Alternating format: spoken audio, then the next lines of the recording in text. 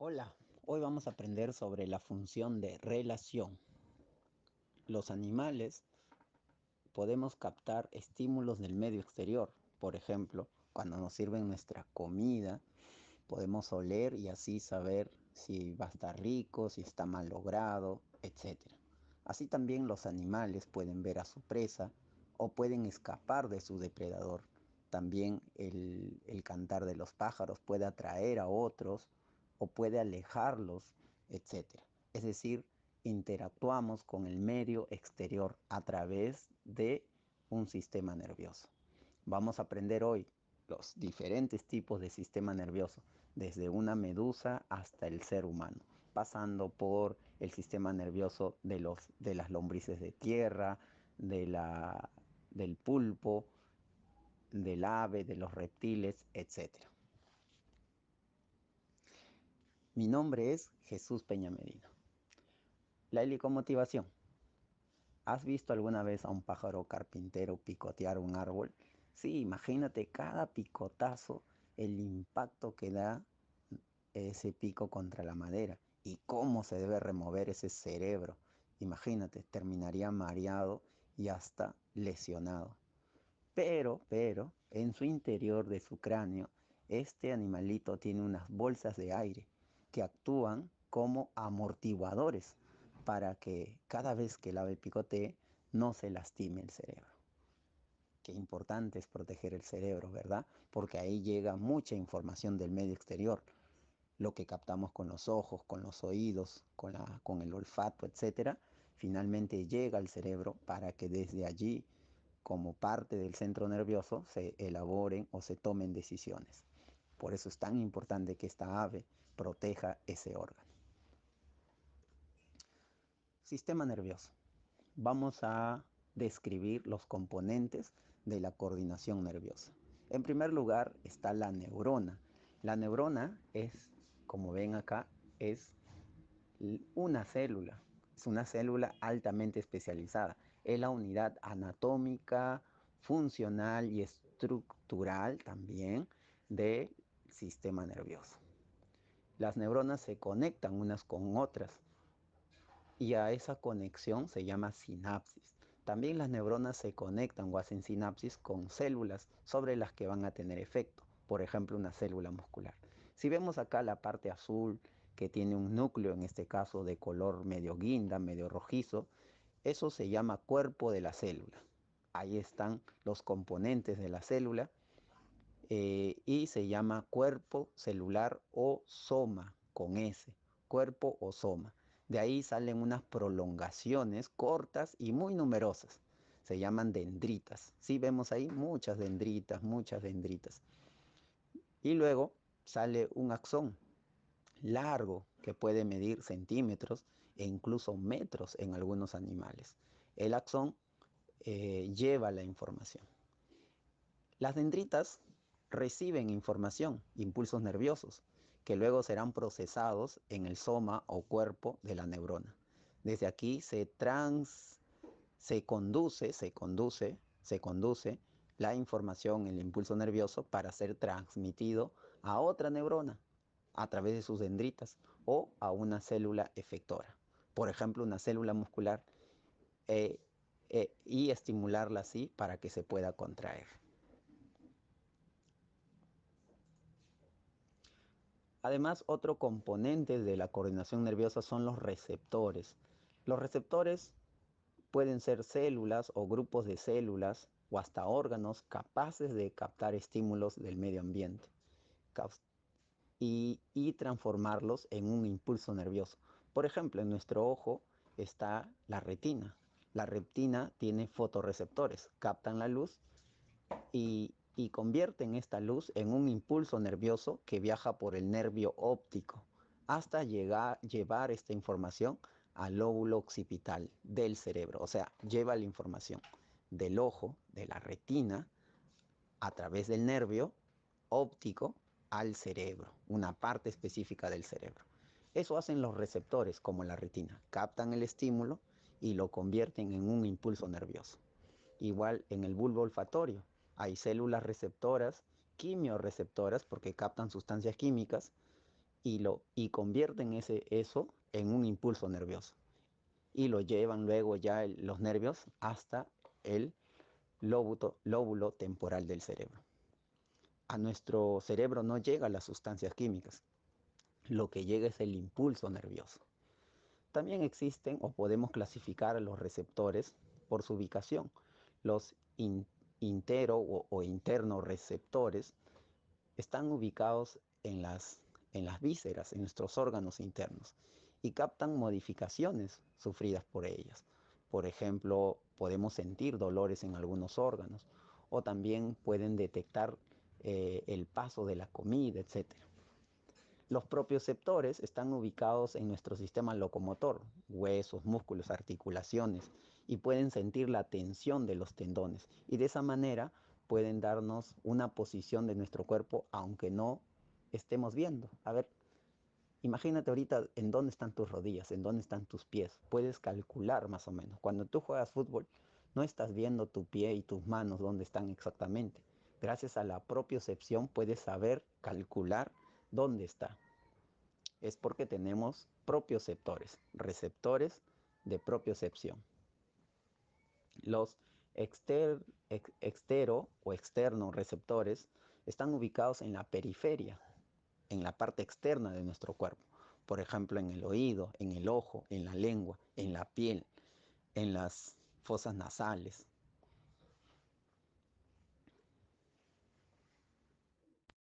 Ahora vamos a ver el sistema nervioso de los animales. Vamos a empezar por aquellos que no son vertebrados, que son los celenterios, los platelmintos, los nemátodos, anélidos, equinodermos, moluscos y artrópodos. Vamos a empezar por el sistema nervioso difuso o reticular. Este es propio de los celenterios. ¿Quiénes son los celenterios? Las medusas, las hidras, las anémonas, los corales. Si te estás preguntando, ¿y qué pasó con los poríferos, las esponjas de mar? Pues estas no tienen un sistema nervioso. Así es que no están dentro del tema de hoy. Entonces, sistema nervioso reticular significa que forma una red. No hay un sistema central, no hay un sistema nervioso central, no hay ganglios a donde llegue la información específica, sino que está repartido en todo el cuerpo formando una red. Las medusas presentan ropalios, algunos numerosos ropalios, que pueden tener estatocistos y manchas oculares. Estatocistos se relaciona con el equilibrio, es decir, son para el equilibrio, para que pueda moverse, saber desplazarse. Y las manchas oculares les permiten percibir la luz de la oscuridad.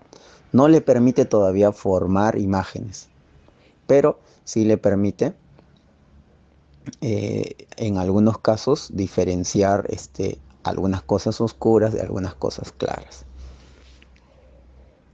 Luego tenemos el sistema nervioso bilateral. Bilateral es que está repetido en cada lado, en el lado derecho y en el lado izquierdo. Vemos unos ganglios acá en la parte delantera. Vemos que hay dos ganglios que luego salen dos cordones nerviosos, dos nervios longitudinales, unidos entre sí por unos nervios transversales, formando una escalera, así que a veces le dicen escaleriforme, porque si vemos ahí su sistema nervioso parece una escalera. En la parte anterior, en la parte delantera, se ven dos ganglios. Presentan ocelos, que son fotorreceptores, encargados también de captar la luz. Luego tenemos a los nemátodos. Sigue siendo bilateral, pero estos presentan un anillo nervioso, del cual también van a partir cordones nerviosos laterales. Incluso tienen en la parte de la cabeza, en la parte anterior, los anfidios. Y algunos tienen en la parte posterior fasmidios.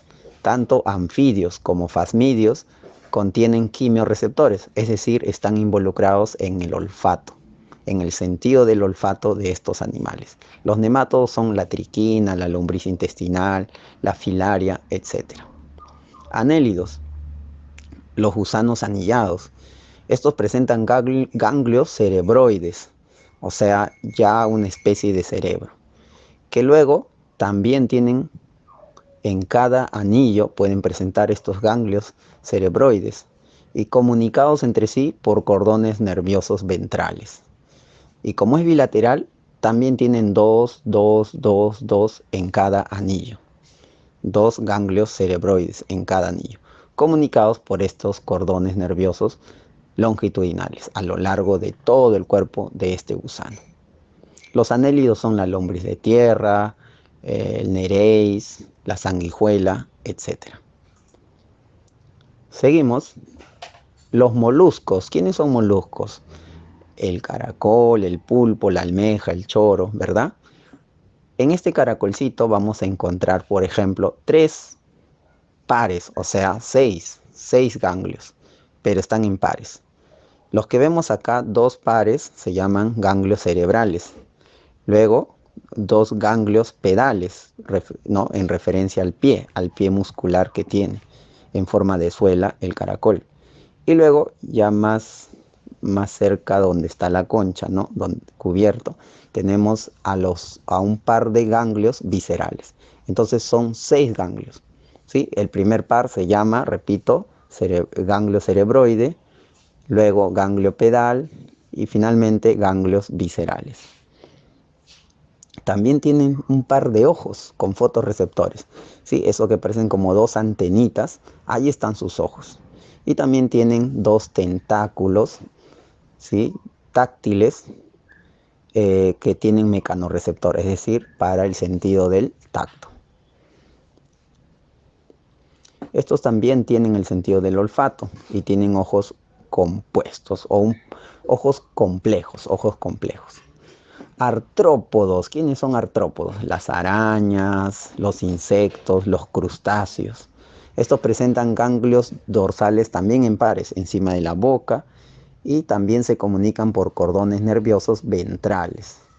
Es un ganglio en cada somite, en cada segmento, en cada metámero podemos encontrar un par de ganglios también.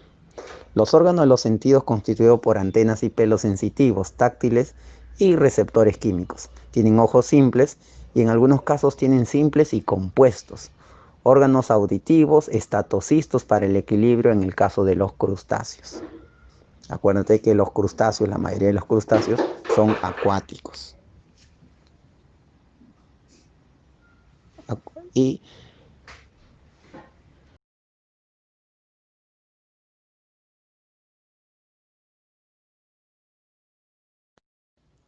vamos a hablar ahora del sistema nervioso radial. Este tipo de sistema nervioso está presente en los equinodermos. Los equinodermos, como recordarán, son el pepino de mar, la estrella de mar, el erizo de mar, etc. Ellos presentan un anillo nervioso en la parte central. Ahí está, el anillo nervioso. Y luego tiene nervios dispuestos de manera radial. En cada brazo, la estrella, en las puntas de los brazos, va a presentar unas manchas oculares que son sensibles a la luz. Es decir, tiene fotorreceptores. Muchas veces se le llama ojo. Ahora sí, vamos a hablar del sistema nervioso en vertebrados. Sigue siendo bilateral, pero ya vamos a encontrar centralizado. El sistema nervioso de ellos está centralizado. Y vamos a encontrar, sí, una encefalización. Es decir, vemos un cerebro definido, una zona central y un cerebro definido. En el caso de los vertebrados, en su desarrollo embrionario o hasta la adultez, vamos a observar esto: un cerebro anterior llamado prosencéfalo, un cerebro medio llamado mesencéfalo y un cerebro, como vemos acá, un cerebro posterior llamado rombencéfalo. En el caso de los peces, ellos también presentan una línea lateral que le permite detectar vibraciones y de esa manera nadar con su cardumen, de esa manera también sentir las corrientes del agua, etcétera. Los peces tienen un sentido del olfato desarrollado, sobre todo en aquellos que son cazadores, como el tiburón. No tienen una vista muy bien desarrollada, pero sí tienen un olfato muy agudo. Los reptiles, igual, ¿no? Tienen prosencéfalo, mesencéfalo, rompencéfalo. Ellos tienen también un sentido del olfato, un sentido de la vista un poco más desarrollado. Vamos a ver que su cerebro sí está recubierto de, de dos capas, ¿sí? De las meninges. Y tienen, por ejemplo, la serpiente tiene en su lengua viperina un sentido quimiorreceptor, un sentido del olfato en la lengua. Por eso saca la lengua, ¿no? Para percibir también su medio externo, lo que está pasando fuera, lo pueda oler. Entonces, de esa manera. Además de los dos orificios nasales que posee. Mamíferos. Los mamíferos, de todo lo que hemos visto hasta ahora, son los que van a tener el cerebro más desarrollado, la zona de la corteza. Va a ser los que van a tener un poco más esa zona desarrollada. Sobre todo, como estamos viendo acá comparemos la zona cortical del cerebro, del anfibio, del ave y del mamífero. El mamífero está mucho más desarrollado. Y el mamífero va a presentar también algo importante, es que la zona del cerebro es mucho más grande que el cerebelo y el bulbo raquídeo, o el tronco encefálico en conjunto, ¿verdad? El, el cerebelo es un órgano del equilibrio, es un órgano también donde llega la información para el sentido del equilibrio y para también la propiocepción. Antes de pasar al otro sistema, hablar también un poco de las aves. Las aves, como ustedes seguramente han visto, hay aves muy coloridas, hay aves que hacen sus danzas con sus plumajes, mostrando sus colores. Hay aves también que cantan. ¿Qué querrá decir eso? Que las aves tienen un sentido del oído muy desarrollado para poder justamente reconocer los diferentes tipos de canto y también tienen un sentido de la vista más desarrollado que el anfibio, que el reptil, y por eso ven todos esos colores, ¿no? Para la conquista. Entonces, aquello que no pueden ver o aquello que no vemos tan resaltante en estos animales es porque simplemente no tienen la manera de captarlo, la manera de verlo, escucharlo, olerlo, etc. Los mamíferos, y ahí está el ser humano también, tiene la zona cortical más desarrollada. Por lo tanto, va a tener otras funciones. Por ejemplo, en el ser humano va a haber las funciones de integración, la función del lenguaje.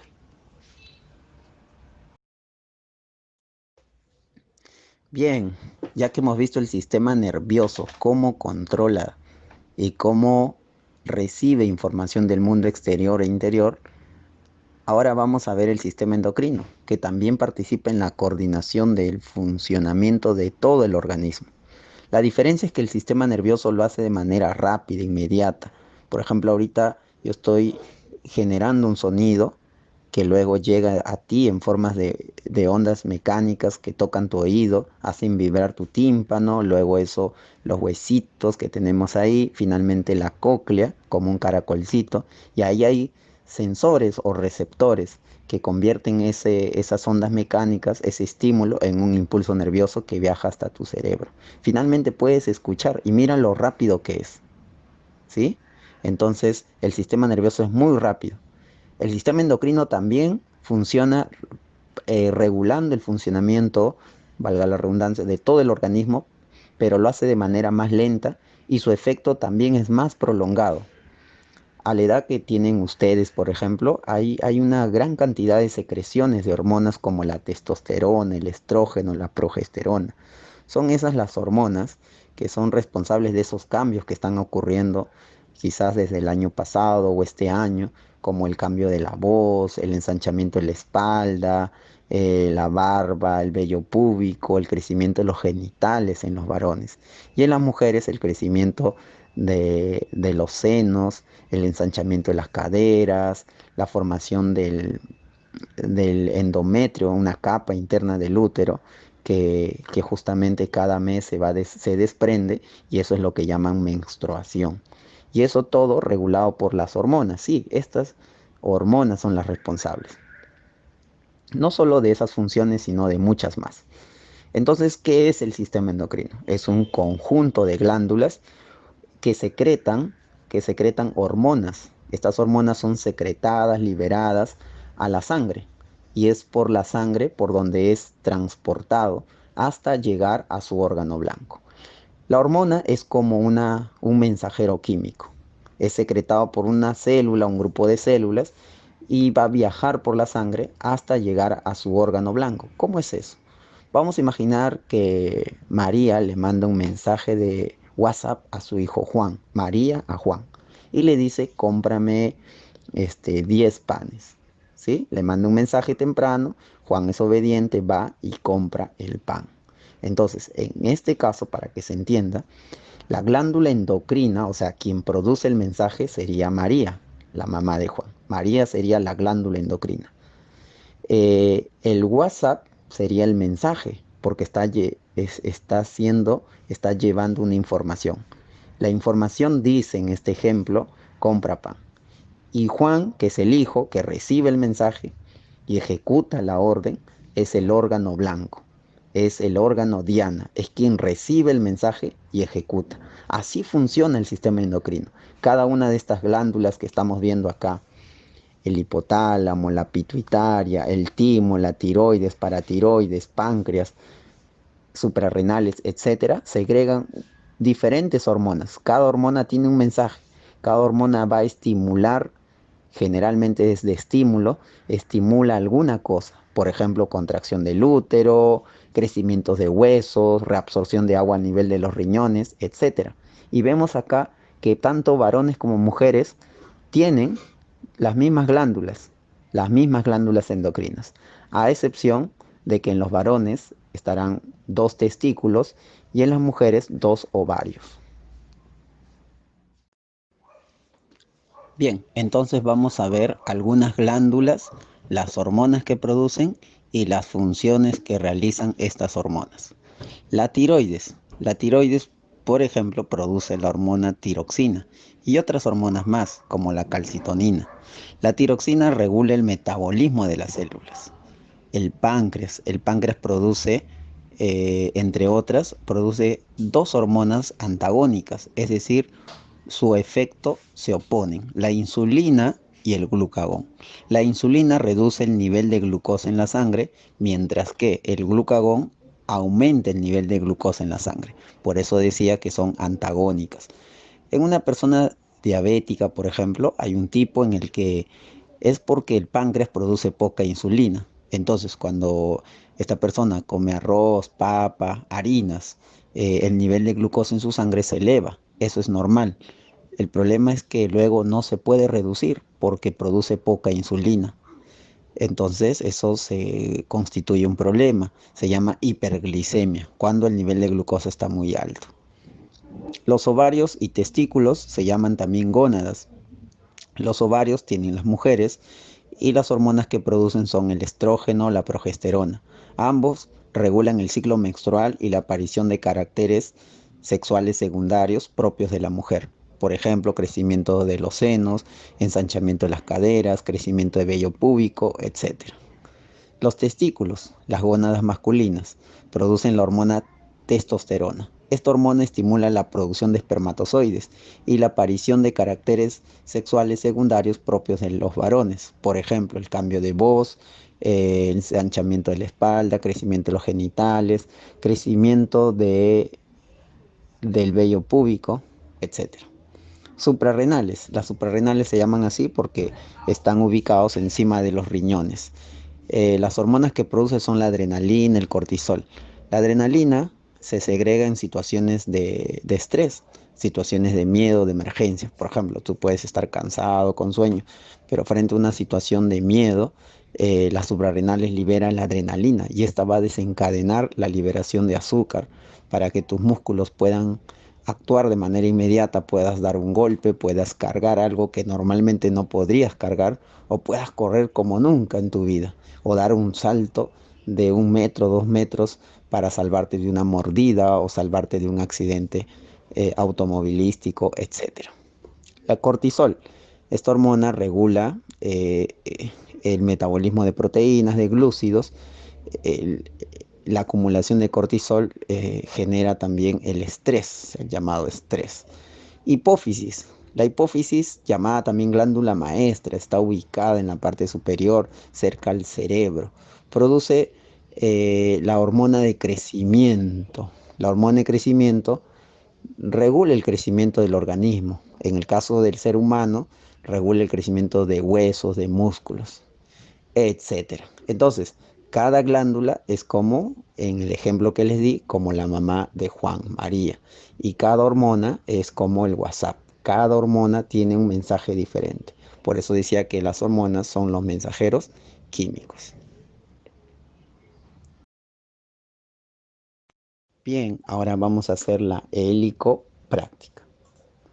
Primera pregunta, escriba los componentes de la coordinación nerviosa. ¿Qué elementos se necesita para que funcione el sistema nervioso? Ahí está, las neuronas, los receptores, un centro nervioso, las terminaciones nerviosas efectoras, es donde va a llevar la orden, la información, y los nervios que conducen los impulsos nerviosos. ¿Qué es la neurona y cuáles son sus partes? La neurona es una célula altamente especializada, se compone de soma y prolongaciones, tales como las dendritas y el axón.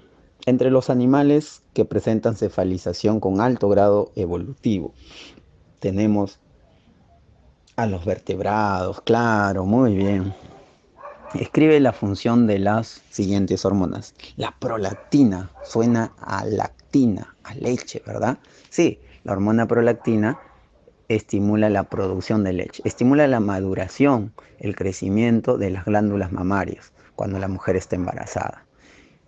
Y luego la producción de la leche para que alimente al bebé. Eso pasa en todos los mamíferos. La hormona luteinizante, producida por la hipófisis, así como la prolactina y la hormona de crecimiento. La luteinizante estimula la secreción de testosterona en varones, la ovulación en las mujeres. La hormona de crecimiento, su nombre lo dice, ¿no? Estimula el crecimiento de huesos, músculos. 5. Según la forma de desarrollo de los insectos, estos se clasifican en ametábolos, hemimetábolos y holometábolos. 6. Hormona que estimula la metamorfosis en los anfibios. Es la, ahí está, ahí está. ¿Dónde está? ¿Dónde está? Se fue. Uy, uy, uy, uy, uy, uy, uy. Ahí está, tiroxina. Muy rápido pasó. La 7. Fitohormonas, o sea, las plantas también tienen hormonas, sí. Y la responsable del crecimiento y desarrollo de las plantas son las auxinas, giberelinas, citoquininas. Por último, las hormonas se clasifican en dos tipos, las tróficas y las no tróficas. Muy bien.